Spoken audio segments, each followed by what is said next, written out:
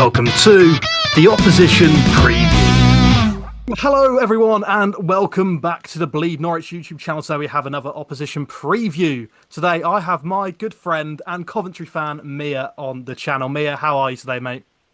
Excellent, thank you. Thanks for having me. No worries. It was Mia's 25th birthday yesterday, so everyone in the comments and on Spotify, oh no, not this one, isn't on Spotify, on YouTube then, go wish her a happy birthday. But yeah, touching on Coventry, with coming back off the international break, football is back, Mia. Football is back, the sport we love. No more watching England play Serbia and Dora, the likes. You know, we are back with EFL Championship football, and two juggernauts of the Championship come head to head this weekend.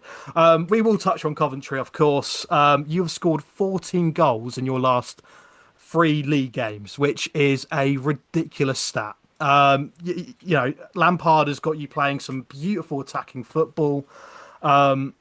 Like, which players have sort of been pivotal in sort of bringing that Lampard's attacking style into fruition? Well, I think Haji Wright, Victor Torp, and Brendan Thomas-Fante, they're the most influential attackers. It's got to be said, Mason Clark, Rodoni, they always contribute. They always significantly contribute to the attack. You can see Rodoni's influence. I think that's what's gained him the attention from the other clubs. His place in the attack. So I think that's what's gaining him the interest. Yeah, no, of course. I think that's a big thing. Obviously, the transfer window has shut, and similar to Norwich, you've kept hold of your best players in Jack Rodoni and Haji Wright, as we've kept hold of Josh Sargent. Yeah, Jack Rodoni is a fantastic footballer, like you say. You signed him from Huddersfield last season. Didn't expect him to sort of hit the ground running as he did last season, but obviously he was a massive part into you guys getting playoffs. And obviously some of the names you just pulled out the hat there: Mason Ephron Clark, Brandon Thomas Asante, Haji Wright. Yeah, just again, like Victor Torp as well. Just all fantastic attacking players. We'll touch on the sort of defensive issues slightly. You do seem to be conceding a few too many goals for my liking. 3 at Derby, you conceded 2 away at Oxford. At home, you seem to be okay with defending. Is there sort of a name you can put on the issue when it comes to defending away from home?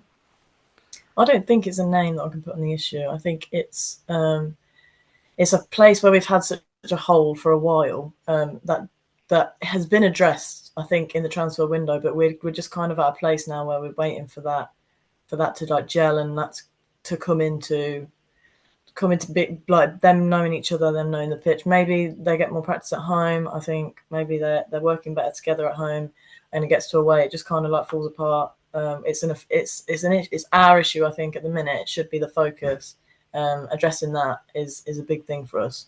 No, of course, and luckily you guys are at home this weekend, so it's going to be a tough job for Norwich to break that down. But I guess with Josh Sargent leading the line, that should never be an issue with him. What a player! So I need to stop with this Sargent love. Honestly, people are going to start to have questions about my sexuality in the comments below, and why not? Josh Sargent is a handsome man. We will go. Years, yeah, yes, haven't I? For as long as I've known you, me, I'm pretty sure I'll be raving about Josh Sargent. Yeah, literally.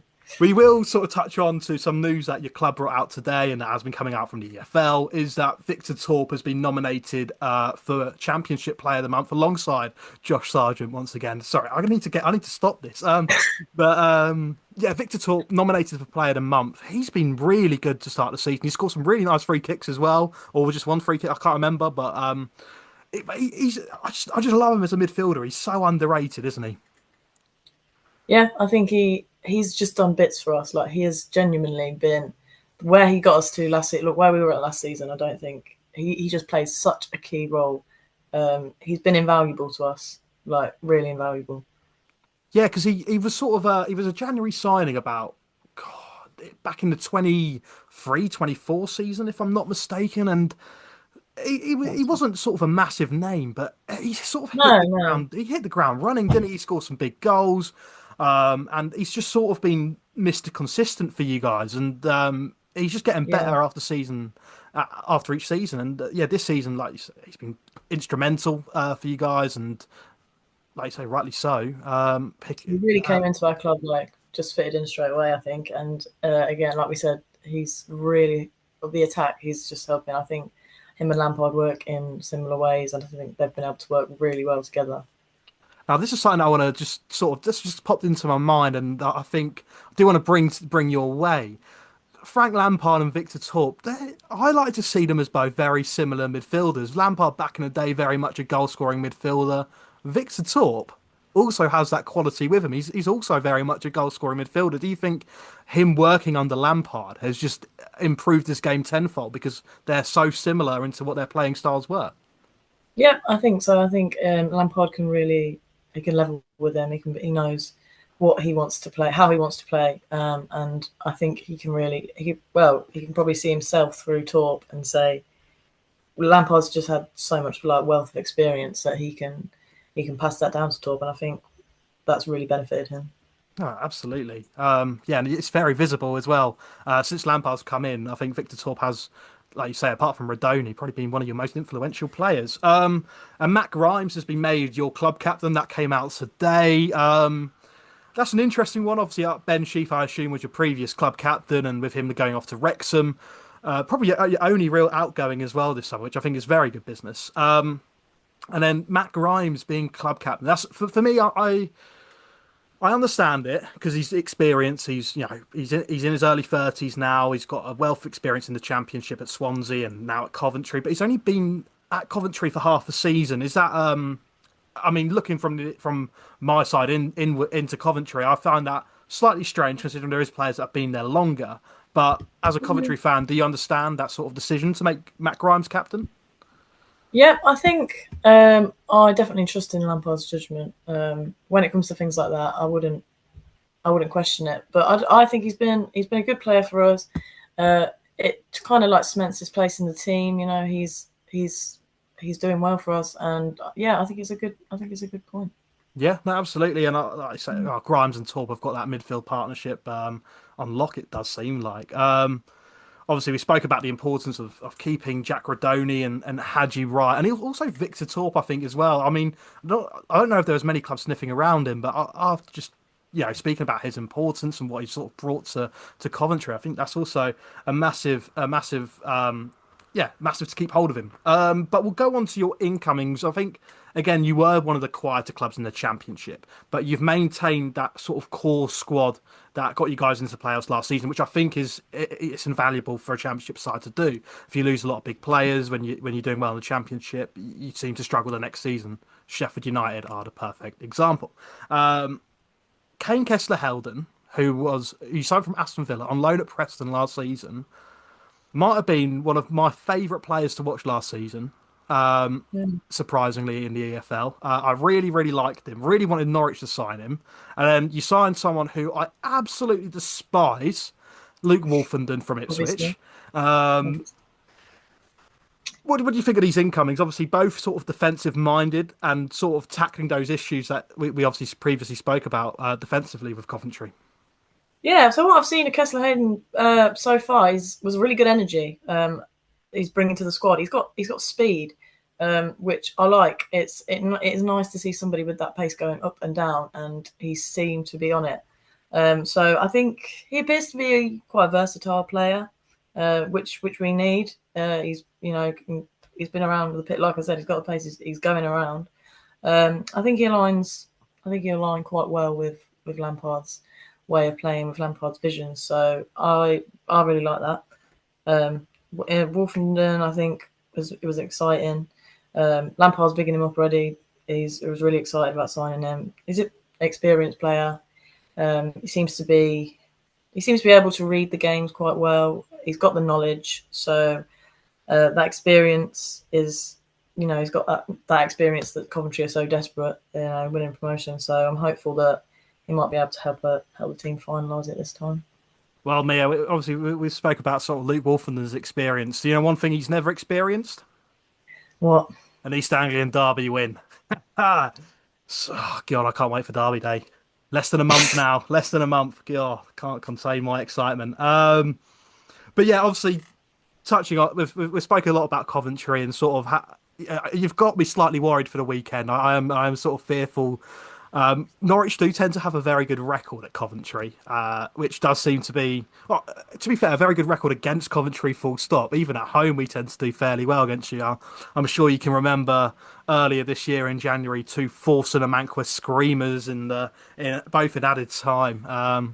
I'll tell you what, there was limbs. There was limbs. But obviously, Norwich have had a very decent record against Coventry. What what sort of obviously for Norwich to uphold that, we've got to have quality players, and we do with Josh Sargent. Are there any other players, or is he sort of the key standout that you're sort of worried about when it comes to a Norwich perspective? Yeah, I think I've seen with my own eyes Sargent causing problems for us before. It's not nice to watch. Being the league goal scorer, he's always going to be the one to watch. He's always going to be front and centre. We know that he pushes for results. He's like quite relentless, I'd say. So I think, yeah, he's always there and he's always causing problems for us. So I'd be lying if I said that I wasn't worried about him. Yeah, no. As a Norwich fan, I can tell you now he's on the form of his life right at the minute. So Yeah, yeah, I think you've got a bit great. to be worried about, and not just him. I'll just run off a few names that will definitely be up for it. Matthias Kvist-Gordon, our big summer signing, 6.9 million, but we should have signed him for 12 million. He's on the hunt for goals. Ante Sirnats, our Croatian wonder boy, he's on the hunt for goals, and Papa Diallo, our Senegalese pace man on the Yeah, wings. Diallo showcased some ability, hasn't he? Creating chances for Norwich so far. So since his debut, isn't it? So was he new to? He's new, yeah, isn't he? Yeah, yeah, new signing this summer. Sniped him from Watford. He had a medical done at Watford, and then Mm. Norwich come calling. You can't really say no unless you're Marcelino Nunez. Well, no, I can't. I need to stop losing my head about that. My word. Um, Yeah, no, but he's yeah, definitely to take into account as well. I think yeah. from what I've seen. Diallo is, I think, will cause a few issues because with Coventry, you guys play sort of a 3-5 at the back, don't you? Mm. Yeah, so that's going to be again. Obviously, your fullbacks are quite. Is it? Do you play a fullback now? Or is it a five back? Um, I think it's been a fullback most recently. Oh, okay, never mind. Well, either way, because I think your Yeah. fullbacks are quite attacking, regardless. I know that Milan van Ewijk is a very attacking fullback, and I think Papa Diallo is going to be on his side. So it's how he sort of Yeah. deals with him in that sense. But just to finish up, Mia, we'll go into the score predictions for the weekend.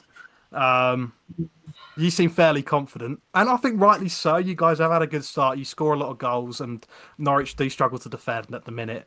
Um, Go on, let's You hear know it. what? I'm expecting a battle. I'm expecting a bit of back and forth. For I'm gonna say like we're looking at like a late minute winner. So maybe like 1-1, 2-2, and then if somebody comes in with a late minute winner, I'd love to hope. I want to say it's Coventry. But I think I'm expecting a good match. I'm expecting a pretty fair game, and I think it'll be good. I'm gonna Yeah, I'm gonna go I'm gonna go 2-1 Coventry. 2-1 Cov. Well, if you know anything from Norwich, apart from our previous two games, our opening four games all ended 2-1. Oh, did you? Not to Norwich, all of them, of course. Only two of them and 2-1 to Norwich. But I'm going to go for. Oh, both attacks are good. Both defenses need work. Mm. 2-all. I'm going for a 2-all draw. Well, I'm gonna I'm gonna put my pessimistic hat on, although I shouldn't because I'm very happy with Norwich at the minute. But yeah, yeah. You got to be realistic. got to be Taking realistic. everything into account, but I think it'll be a very good game. I think it'll be a very even game. Yeah, I think you'll do. I think you'll do well, and I think it'll be tough. It'll be tough either way. I'm looking forward to it. Unfortunately, can't go to it, which is a shame. I do love Coventry away. Loads of good It's pubs such a around. day. It's a great day.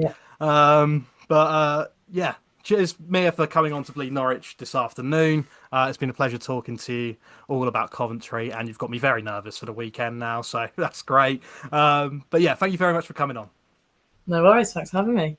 And Bleed Norwich viewers, we will see you guys in the next one. Make sure to go follow us on all our socials. TikTok match preview, TikTok match reviews out very soon. And we've got YouTube content coming out throughout next week. We've got TikTok content coming out throughout next week. Spotify, the podcasts are coming out. Make sure you follow us on Instagram, Twitter, or X as it's now known as, Facebook, Threads, the whole shebang. Alex might have even set up a Tinder Bleed Norwich account. Go give us a swipe on there. But yeah, cheers, guys. Thank you very much for listening and watching. See you later.